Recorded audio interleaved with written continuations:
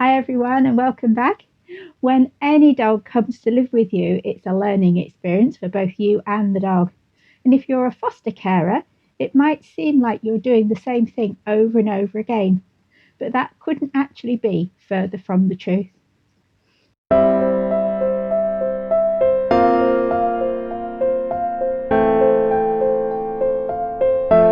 I've had a fair few foster dogs over the years. Many of them have moved on, but some have stayed.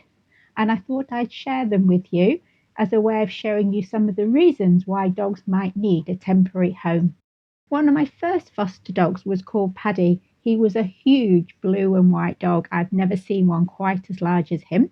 And he spent a week with me because the kennels had miscalculated and didn't actually have space for him for that week.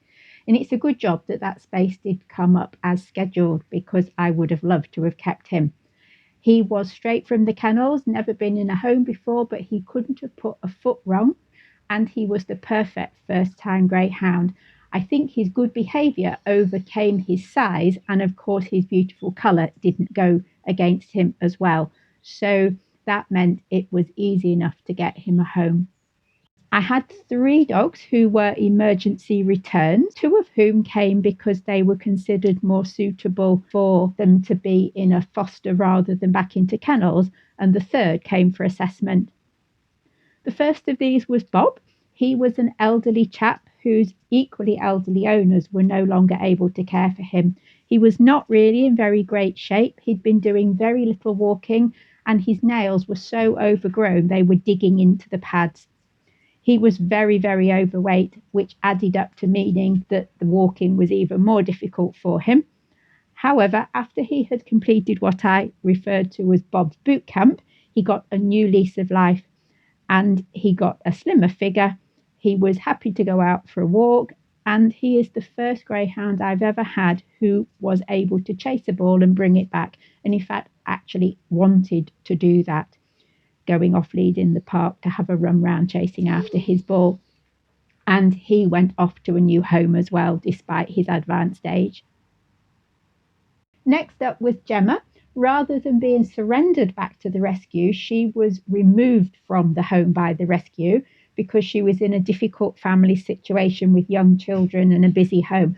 I never got to know the full details of that, but she needed to be removed rather quickly and came to me to provide a calmer space for her to settle back down in. And the one thing that I always remember about Gemma was that she liked to curl up on a little wooden storage box that doubled as a spare seat, and she's the only dog I've ever had that did that. I don't have any pictures of Bob or of Gemma to show you. I do, however, have pictures of Spot. He was returned after biting a child in the family and came to me for assessment. He stayed with us for a couple of months and never showed any signs of trying to bite while he was with us. So I think that his issue was down to being in an environment that he found stressful. Gandalf, please don't do that. And the thing that stood out about Spot, as you'll see from this picture, is that he was one of those small number of greyhounds who could actually sit and chose to do so rather than doing it under being obliged to do it.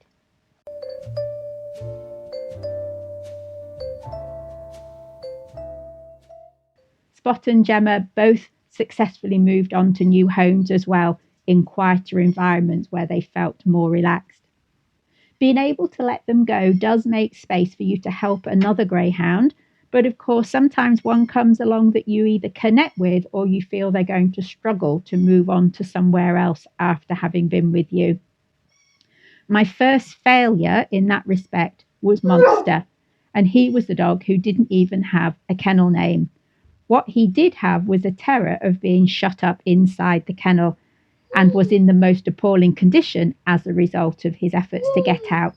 His nails were literally worn down to the quick, and his teeth were worn flat from chewing at the walls and the bars. He had bowl patches and scaly skin, presumably from the stress, and scabs all round the edges of his ears, which had no fur on them whatsoever. He was fine when you got him out of the kennel. As soon as he was outside, he stood there perfectly quietly. But if you put him back in, the panic started straight away, and he was literally climbing the walls, scrabbling to get out.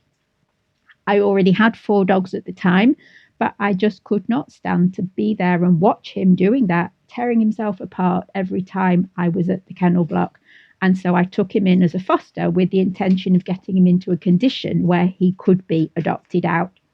To compound his problems, it turned out that he also had a pretty powerful prey drive and a hatred of other breeds of dogs.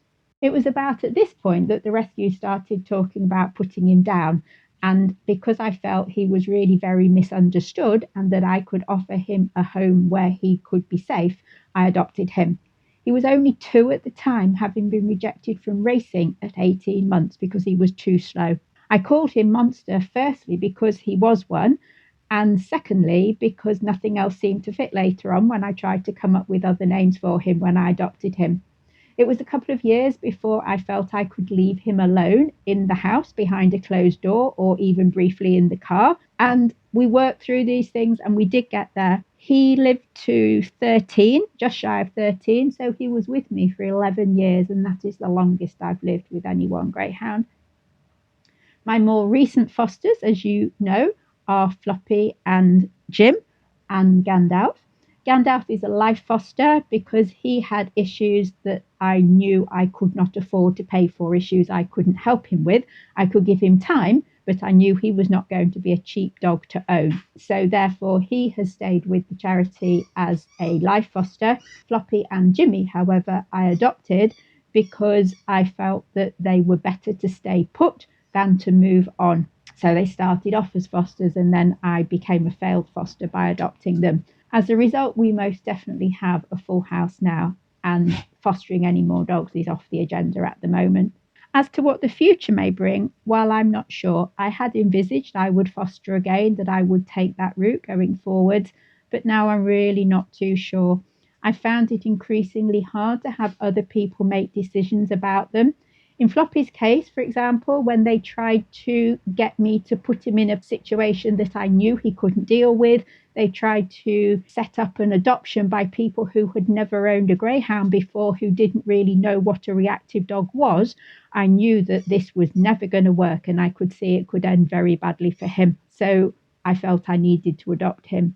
Jim was just so anxious with anything new that the thought of asking him to start again seemed a bit unkind, to be honest.